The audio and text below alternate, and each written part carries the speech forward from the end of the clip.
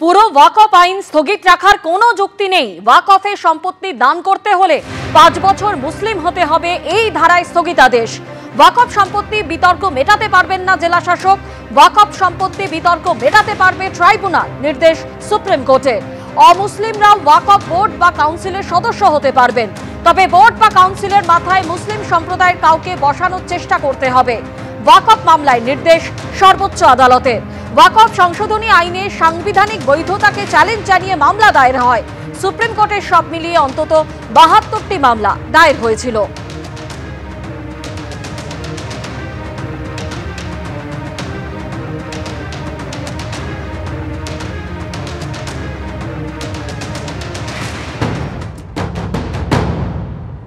अब जो सरकार जो ये कानून लेकर के आई थी, जो कानून की शक्ल ले चुका है वक्फ अमेंडमेंट एक्ट, अब ये अस्तित्व में आ जाएगा पूरी तरीके से। सिर्फ इन जो है ये जो आपने बताया सुप्रीम कोर्ट का आदेश आया है, उन पहलुओं को छोड़कर के देखिए, जो अंतरिम आदेश के अलावा जितने भी प्रोविजंस है अमेंडमेंट एक्ट का, वो सभी तत्काल क्षण से लागू हो जाएंगे। तो इसका मतलब ये है कि जो प्रॉपर्टी डी नोटिफाई करने का जो प्रोविजन था, उसको लेकर के जो सरकार ने तो भरोसा दिया था ना कि हम नहीं करेंगे जब तक कोई फैसला नहीं आता। देख, जो आज का जो अंतरिम आदेश है उसमें सरकार के कार्रवाई पर रोक नहीं लगाया गया है, तो सरकार अंतरिम आदेश के आलोक में कानून के प्रोविजंस के हिसाब से, इंक्लूडिंग अमेंडमेंट प्रोविजन के हिसाब से अपनी कार्रवाई आगे बढ़ा सकती है। अभी तक जो मुस्लिम पक्ष था उसका यही कहना था कि हमारे पास जो सदियों से जो प्रॉपर्टीज हैं जो वक्फ के तहत आती थी, अब उनके अगर कागज नहीं है तो उनको जो है कैसे हम रजिस्टर्ड करेंगे? फिर तो वो सारी डी नोटिफाई कर दी जाएंगी क्या? वो सारे के सारे वक्फ प्रॉपर्टी ट्रीट नहीं किए जाएंगे आज के अंतरिम आदेश के हिसाब से। मतलब आप फिर से उसको क्लैरिफाई कीजिए, क्योंकि आप बड़ी क्लैरिफाई कर रहा हूं कि जो वक्फ प्रॉपर्टी रजिस्टर्ड नहीं है वो वक्फ प्रॉपर्टी ट्रीट नहीं होगा। ওয়াকফ সম্পত্তি বিতর্ক মেটাতে পারবে ট্রাইব্যুনাল, মেটাতে পারবে না জেলা শাসক, নির্দেশ সুপ্রিম কোর্টের।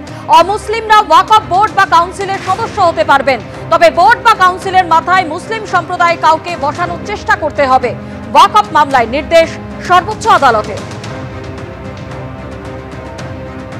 ওয়াকফ সংশোধনী আইনে সাংবিধানিক বৈধতাকে চ্যালেঞ্জ জানিয়ে মামলা দায়ের হয়, সেই মামলায় নির্দেশ দিল সর্বোচ্চ আদালত।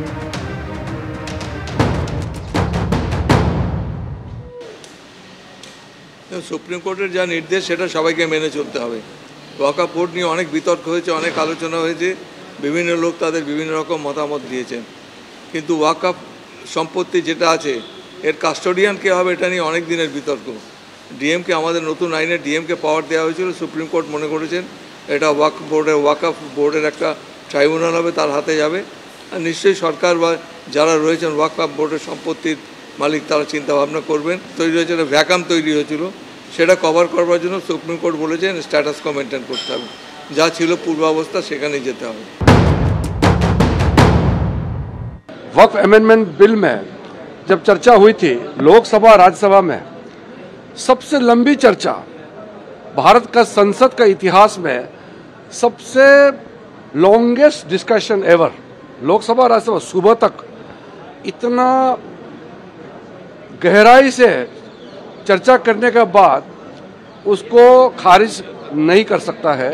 यही सुप्रीम कोर्ट ने आज मोहर लगाया है। जजमेंट का स्पिरिट और जो पूरा संपूर्ण ऑर्डर का भाव को मैं कहना चाहता हूँ कि हमारे लिए, देश के लिए बहुत अच्छा जजमेंट आया, और डेमोक्रेटिक इंडिया के लिए, पार्लियामेंट्री डेमोक्रेसी के लिए ये जजमेंट बहुत अच्छा संकेत है। कुछ लोग सुप्रीम कोर्ट में बिना मतलब चैलेंज करता है, पार्लियामेंट का अथॉरिटी को चैलेंज नहीं कर सकता है, कोई प्रावधान को लेकर के जरूर चैलेंज कर सकता है, लेकिन सुप्रीम कोर्ट ने उसका भी अपना मोहर लगाया है।